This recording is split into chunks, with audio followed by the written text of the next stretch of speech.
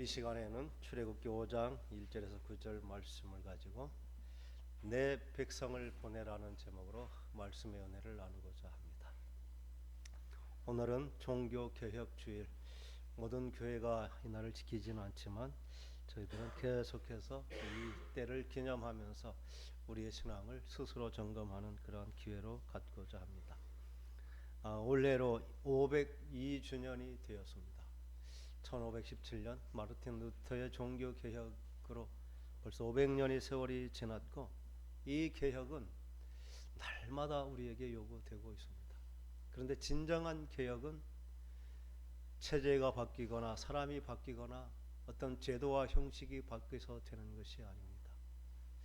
어떤 사람이든 어떤 체제든 그게 문제가 아니라 그 안에 복음의 진리로 바로 세워지는 것, 이게 개혁의 가장 중요한 핵심인 것입니다.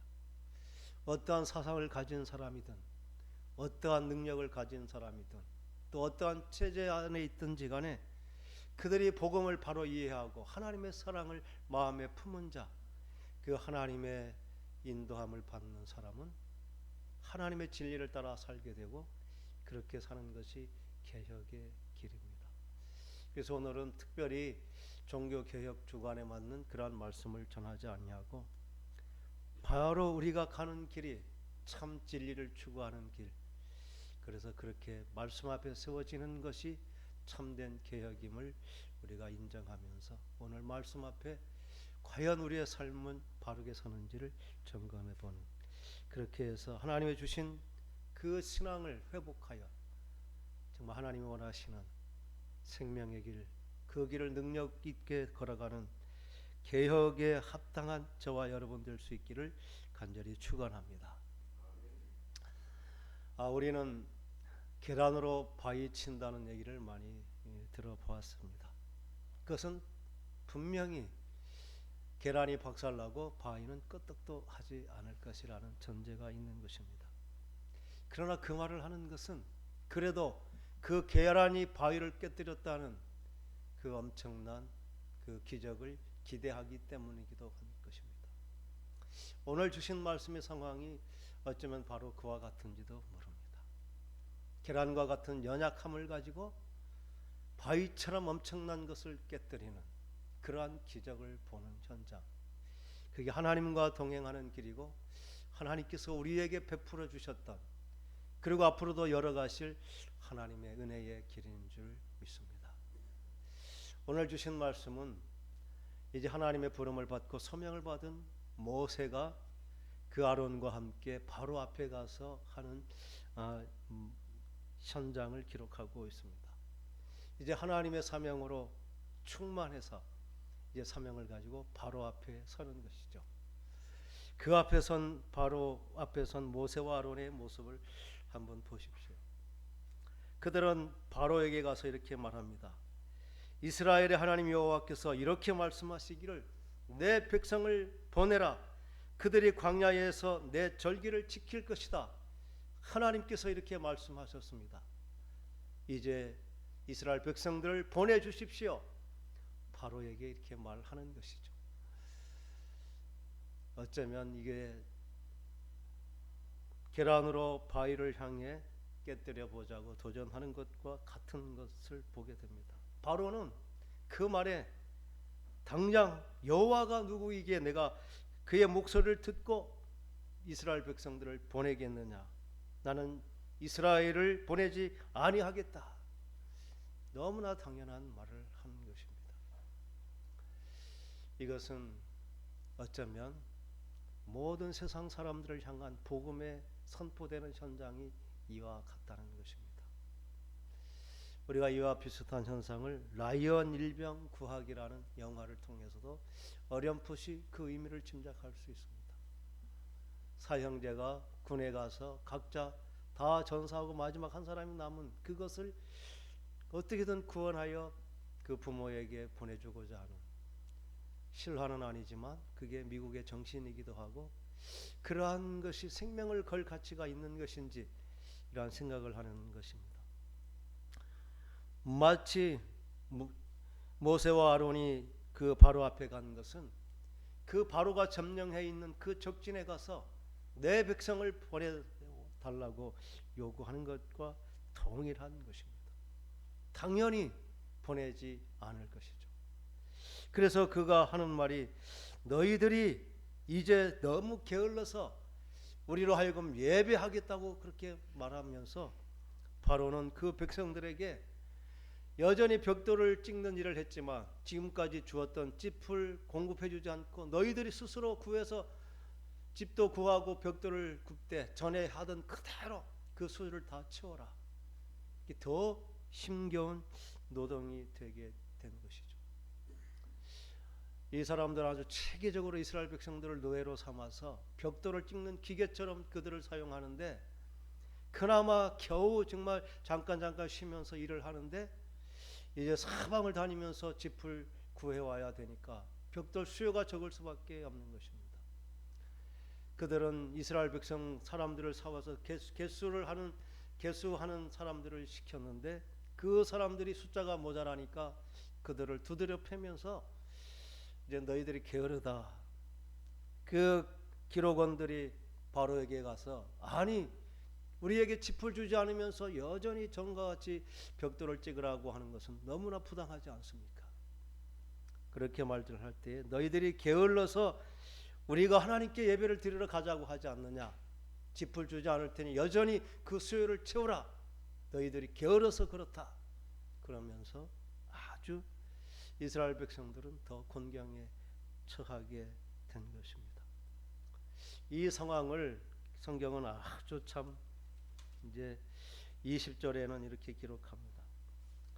그 기록원들이 바로 앞에서 책망을 받고 매를 맞고 나올 때에 그때 모세와 아론이 옆에 서 있는 것이죠. 그들을 보면서 그 기록원들이 모세와 아론을 향해서 너희가 우리를 바로의 눈과 그의 신하들의 눈에 미운 것이 되게 하고 또 그들의 손에 칼을 주어서 우리를 죽게 한다.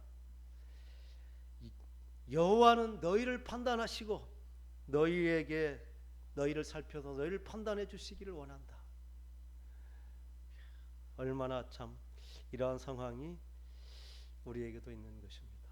복음을 전하고 정말 예수를 믿게 했는데 그것이 오히려 화가 되어 가지고 교회를 다니면서 더 힘도 어려워지고 더 문제도 생기면서 정말 차라리 예수 안 믿었을 때가 더 좋았던 것 같은 그때의 그 모세와 아론의 마음이 얼마나 또 무거웠는지 22절은 이렇게 하나님께 말하는 것이죠. 모세가 여호와께 돌아와서 어찌하여 이 백성이 학대를 당하게 하셨나이까? 어찌하여 나를 보내셨나이까? 어찌하여 이 백성이 학대받는데 하나님은 그들을 구원해 주시지도 않고 그들은 나 때문에 학대를 당하게 하십니까? 우리는 아마 한두 번 경험했을 것입니다. 예수를 안 믿어서 평안했는데 예수 믿는 것 때문에 우환이 생기고 문제가 생기면서 차라리 안 믿었을 때가 더 좋았는데 괜히 예수 믿어가지고 이제 문제가 생긴다고. 그러한 때에 정말 우리의 마음이 얼마나 무거워졌는지 이런 것을 보게 됩니다. 지금 하나님을 알지 못하고 하나님을 부인하는 모든 사람들은 바로 이렇게 바로의 영향력 아래서 그들은 하나님을 알지 못한 채 하나님 없는 삶을 살아가고 있는데 하나님을 믿지 않는 그들에게는 하나님을 대신한 그들의 신앙, 그들의 하나님이 있다는 것입니다. 하나님께서는 그것을 보여주시기 위해서 그 바로의 마음을 완악하게 하고 정말 그 모세의 말을 듣지 않게 하고 하나님께서 강한 손을 펴서 그들에게 하나님의 능력을 보여줘야 비로소 그들이 보내게 될 것이라고 이렇게 6절에는 말씀하시는 것입니다. 행복한 우리 교회는 하나님의 은혜를 경험하면서 정말 우리가 세상을 끊어졌다는 것은 세상의 영향력을 벗어난 하나님을 알지 못하는 그들 가운데 이제 하나님의 백성이 되는 길을 가는 것. 그 길을 모세는 분명하게 보여주는 것입니다. 세상 사람들은 다 하나님의 자리에 자기들이 믿는 그것을 우상이라 말하고, 그것을 이제 자기들은 지혜라 말하고, 또 자기들의 능력이라 말하고, 그게 세상의 원리라 말하고, 그렇게 하면서 결코 하나님을 인정하려 하지 않습니다. 우리 교회가 이제 전도를 시작해서 한 사람 두 사람 만났는데, 하나님이 천지를 창조하셨다는 것, 하나님 교회 다녀서 좋긴 좋은데 이치에 맞지 않는 말을 하셔서 도저히 교회를 다닐 수 없다, 이런 말을 하는 것입니다. 창조주 하나님이 계시다는 것, 그거 우리에게 정말 하나님이 계시다는 사실을 믿지 못하는 것이 세상 사람들이 생각입니다. 그들은 그것을 지혜라 말하고 과학이라 말하고, 또 그게 세상의 이치라 이렇게 말하면서 결코 하나님을 인정하지 않는 것입니다. 이 바로의 백성들도 다 그와 같은 모습, 그들은 하나님 자리에 다른 신들을 모시고 있는데, 그래서 하나님께서 이스라엘 백성들로 하여금 그 이스라엘 애굽의 땅에 내리는 10가지 재앙을 통해서 과연 그들이 하나님처럼 섬기는 신이 무엇인지, 그들이 무엇 때문에 하나님을 믿지 못하는지를 분명히 볼 수 있도록 그 10가지 재앙을 보여주시는 것입니다. 이 일은 얼마나 힘든지, 한번 정말 복음을 전하다가 절망하면 다시 일어서기가 너무나 어려운 것 같습니다. 하나님께서 모세와 아론에게 내가 아브라함, 이삭, 야곱에게 약속하신 그것을 이루도록 너희와 함께하고 너희를 강한 손으로 이끌어서 너희를 그 애굽에서 압제에서 빼낸 여호와인 줄 알게 하리라, 그렇게 말씀했지만 이 모세와 아론은 아니 이스라엘 백성들도 그 말을 듣지 않은데 어떻게 바로가 그 말을 듣겠습니까? 그들은 절망하며 가지 않는 것이죠. 이 일이 얼마나 어려운 것인지 스스로 의지로 될 수 없어서 하나님께서는 그들에게 아마 강권적으로 그냥 이렇게 밀어 보내는 것을 보게 됩니다. 스스로 가면 좋을 텐데 그들이 가지 못하기 때문에 하나님께서 그들을 억지로 등 떠밀듯이 보내어서 결국 그 복음을 전하는 그 자리에 서게 된 것입니다.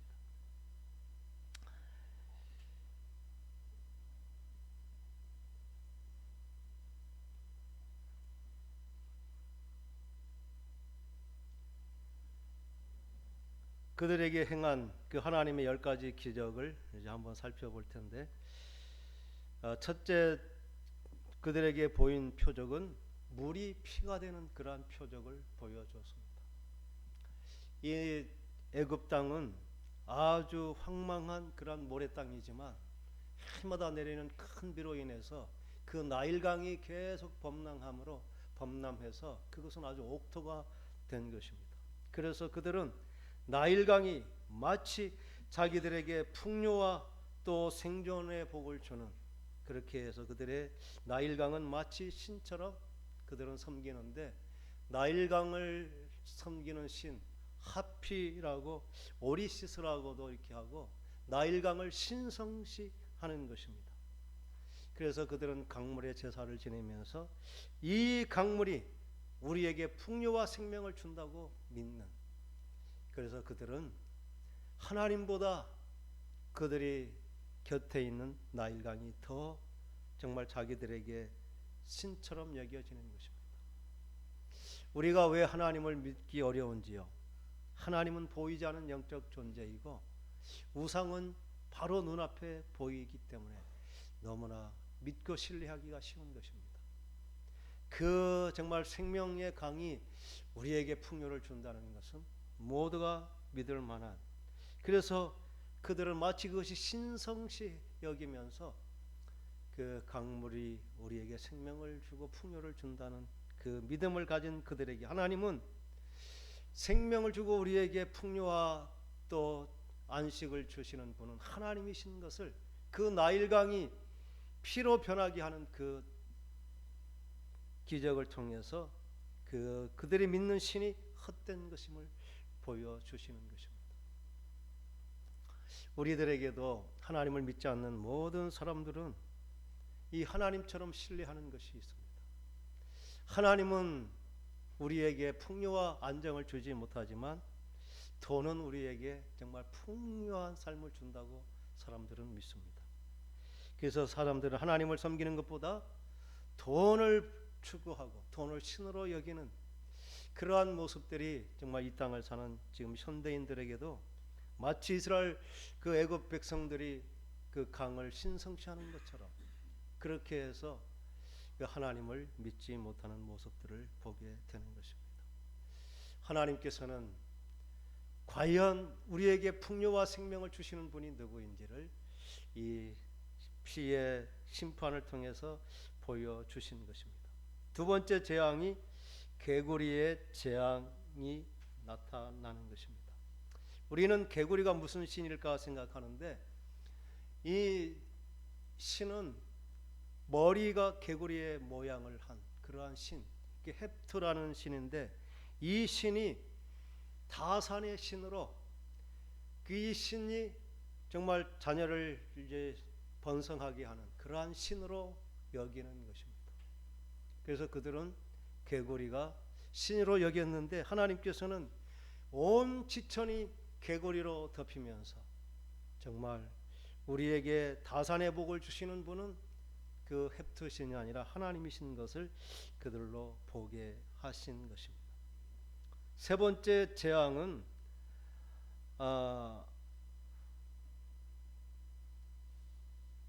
이가 생겨난 것입니다. 이것은 땅의 신, 토지를 다스리는 셉이라는 신이 이 곤충들 이러한 유해한 것들로부터 지켜준다고 믿는, 그래서 그 티끌의 그러한 곤충들로부터 자기들의 건강을 지켜주는 땅의 신, 땅의 신이 그 모든 것을 막아준다고 생각해서 그들은 셉이라고 하는 땅의 신을 섬기는 것입니다. 그런데 그 신이 자기를 지켜주시는 것이 아님을 이 정말 이가 모든 사람들에게 그렇게 공격하는 것을 통해서 정말 그들의 신이 헛된 것임을, 실제적으로 정말 우리를 지켜주시는 곤충들로부터 지켜주시는 신이 누구인지를 보여주신 것입니다. 네 번째 재앙은 이제 파리의 재앙입니다. 파리가 무슨 그렇게 무서울까 하는데 원어상으로 볼 때는 이 파리는 일반 파리가 아니라 아주 강력한 그러한 파리로서 마치 진드기처럼 사람의 피부에 또 모든 식물을 이렇게 갉아먹는 그렇게 아주 강력한 그러한 정말 힘을 가진 그러한 짐승, 그게 파리라 이렇게 말합니다. 그런데 애굽 사람들은 이러한 곤충을 또 다스리고 곤충을 지배하는 신으로 헤투콕이라고 하는 그러한 신을 섬기는 것입니다. 그래서 파리떼가 날 때도 그들은 이 신이 그들을 지켜줄 것으로 믿었지만 그들은 정말 그 파리떼의 공격 앞에 아무런 것도 하지 못하는 그런 것을 보게 됩니다. 하나님께서는 재앙을 내리면서 이 네 번째 재앙부터는 애굽과 이스라엘 백성들이 사는 고센 땅을 구별해서 그 땅에는 애굽에는 파리의 재앙이 있었지만 이스라엘 백성들이 따는 상에는 그 파리의 재앙이 임하지 않게 그렇게 하나님께서 믿는 자들을 구별해 주시는 것을 보여주십니다. 그때 바로의 마음이 조금 동해서 이제 이스라엘 백성들로 하여금 너희들이 하나님을 예배하되 다른 데 하시지 말고 이 땅에서 하나님을 예배하라, 약간 이렇게 허락을 하는 것입니다. 그런데 그렇게 할 수 없는 것이죠. 다섯 번째는 이제 악질의 재앙이 생기는 것입니다. 애굽인들은 모든 소, 양 이렇게 짐승들을 이제 신성시하면서 짐승을 섬기는데 그 중에 이제 힘과 생명의 상징으로 황소를 그들은 아피스라고 해서 그 황소를 신으로 섬기는 것인데, 그때 이 악질로 인해서 모든 짐승이 죽는 것을 통해서 그렇게 짐승이 우상 신이 아님을 분명하게 보여주신 것입니다. 여섯 번째 재앙은 이제 아주 강력한 독종이 발생해서 모든 짐승과 사람들에게 오게 됐는데, 그들의 믿는 신은 이제 치유의 신, 그리고 의술의 신, 치유의 신 디폰과 의술의 신 임호텝이라고 하는 그러한 신을 그들은 섬기면서 모든 질병으로부터 지켜준다고 그들은 신을 섬기는 그때에 그들은 정말 그 신이 헛된 것을 보여줬는데, 이 디폰과 호텝 신이 그들의 질병을 치유하는 주술의 방법이 제사를 지내고 그 죄를 하늘에 뿌리면서 그 죄가 흩어지는 것처럼 모든 질병이 떠나간다고 이렇게 하는 것입니다. 그런데 하나님께서는 그것을 바꿔서 먼지를 땅에 흩어놓으면서 그들에게 질병이 생기게 하는 그들의 신이 헛된 것임을 분명하게 보여주십니다.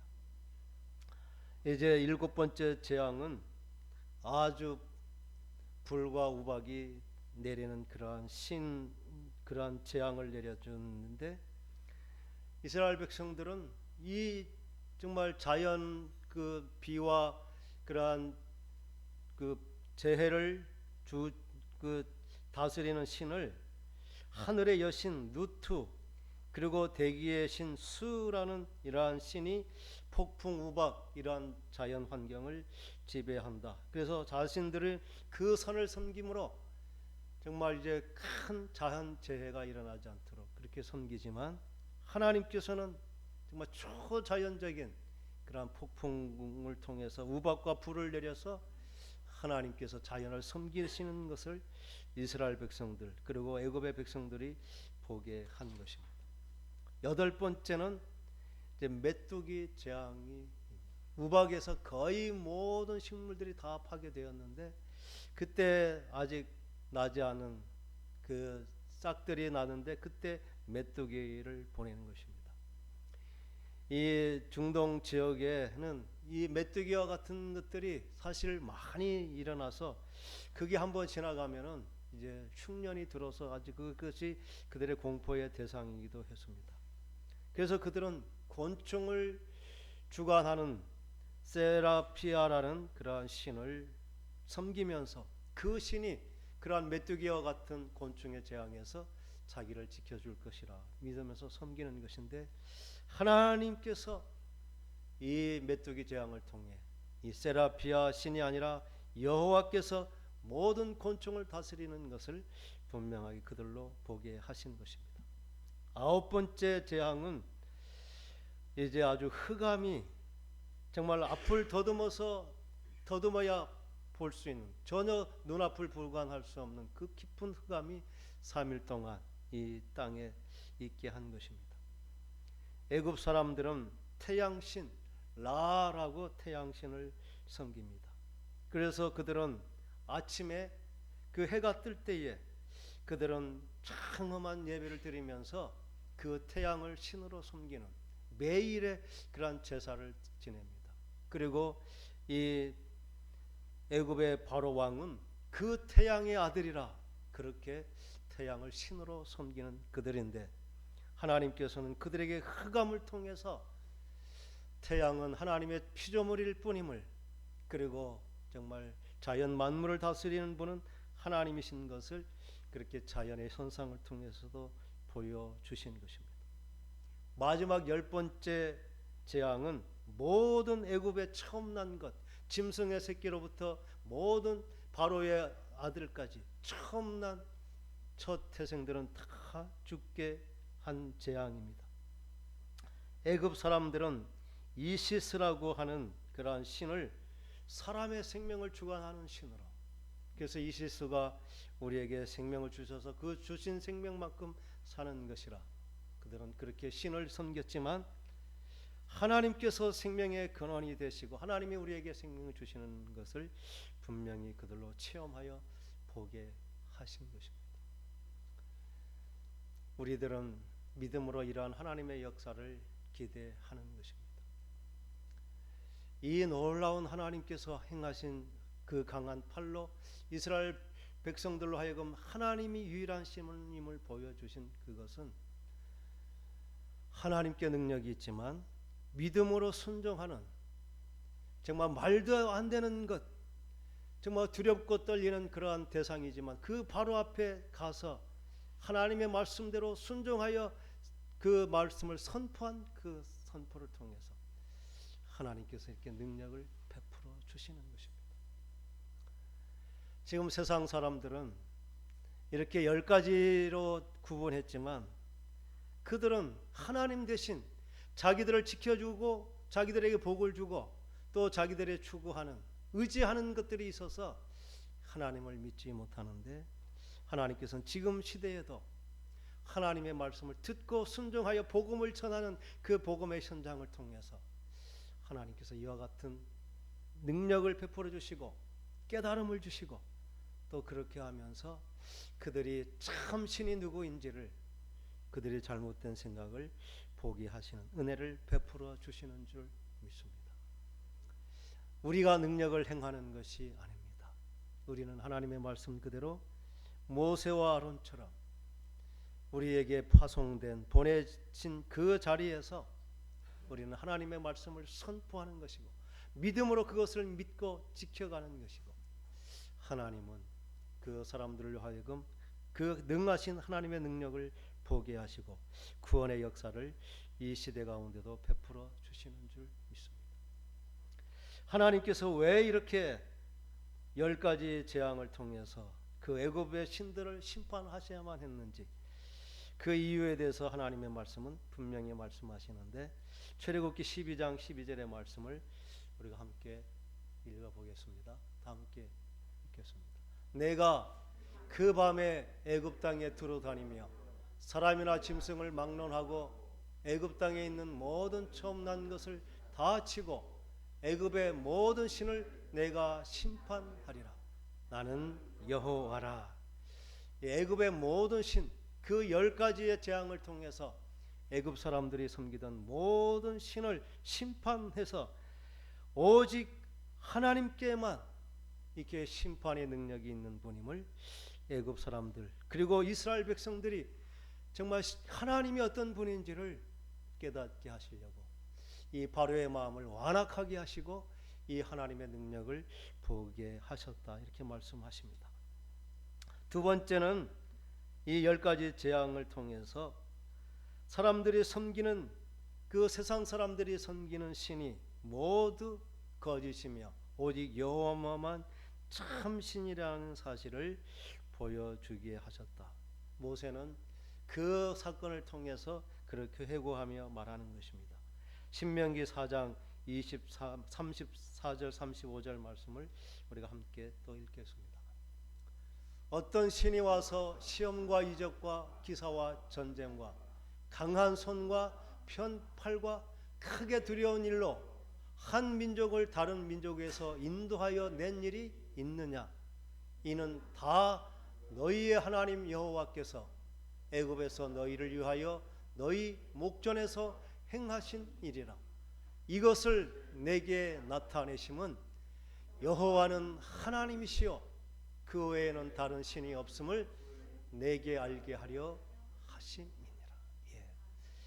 어떠한 신도 자기 민족을 다른 민족의 손에서 구원해 본 적이 없는데 하나님께서 다른 신들을 심판하고 이스라엘 백성들을 애굽에서 구원해 주신 그 이유는 여호와만 참 하나님이시요 그 외에는 참된 신이 없다는 것을 그들로 알게 하려 하셨다.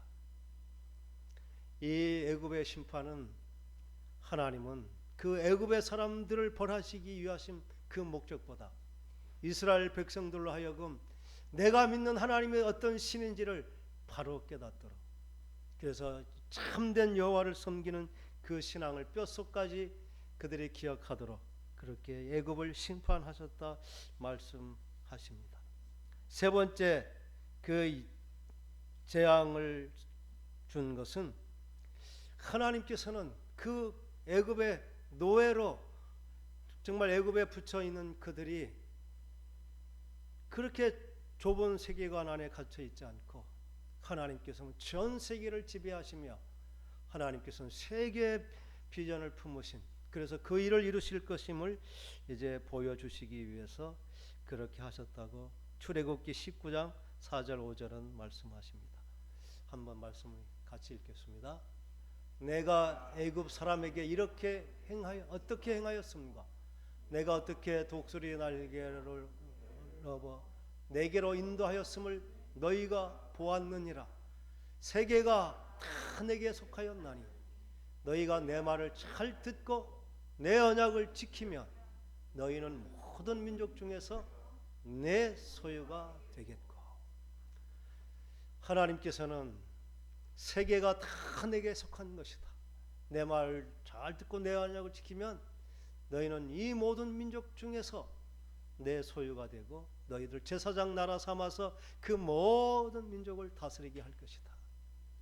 하나님께서는 이 세계 비전을 보여주시기 위해서 그 애굽의 모든 신들을 징벌하시고 그들을 애굽의 노예에서 이끌어내셔서 정말 하나님의 우리를 향하신 비전을 보게 하시는 것입니다.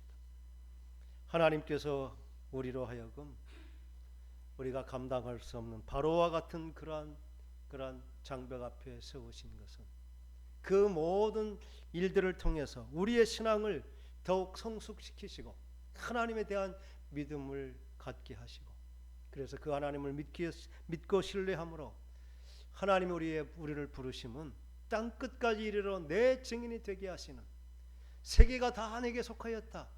너희들은 정말 땅 끝까지 하나님의 통치를 전하는 하나님의 사명자로 우리를 부르셨다는 그 놀라운 비전을 이루고자 오늘도 우리에게 말씀하시는 것입니다. 하나님의 말씀은 듣는 자가 복이 있는 것입니다. 듣는 자는 그냥 듣고 지혜로 얻는 것이 아니라 그 말씀이 오늘 내게 들렸으니 그 말씀은 오늘 내게 주신 말씀이고 그 말씀이 내 마음에 머물면서 그 말씀의 능력으로 나를 변화시키는 것이다. 이게 말씀을 받은 우리들의 복입니다. 우리는 성경을 그냥 읽고 지식으로 아는 것으로 성경을 알았다고 생각했습니다. 그러나 성경은 이렇게 지식으로 읽는 책이 아니라 하나님께서 오늘 내게 주신 약속이요 축복이요 또 하나님께서 내게만 주신 특별한 언약이라 이렇게 믿는 것, 그게 바로 이 모세와 아론이 그 말씀 앞에 반응했던 모습인 것입니다. 하나님께서는 모세와 아론에게도 오늘과 같은 방법으로 그들의 지각을 통해서 하나님께서 이러한 계획을 세우시고 너희들로 하여금 그렇게 하기를 원한다. 그러니 내 말을 믿고 가서 그대로 행하라. 이렇게 말씀하십니다. 오늘 이 말씀을 받은 저와 여러분, 하나님께서 강한 팔로 우리와 동행하시며 살아계신 하나님만이 참 신인 것을 세상 가운데 증거하기를 원하신다는 그 하나님의 뜻을 마음에 품고 그렇게 믿음으로 순종하는, 그래서 하나님의 뜻을 이루어드리는 저와 여러분 될 수 있기를 간절히 축원합니다. 기도하겠습니다.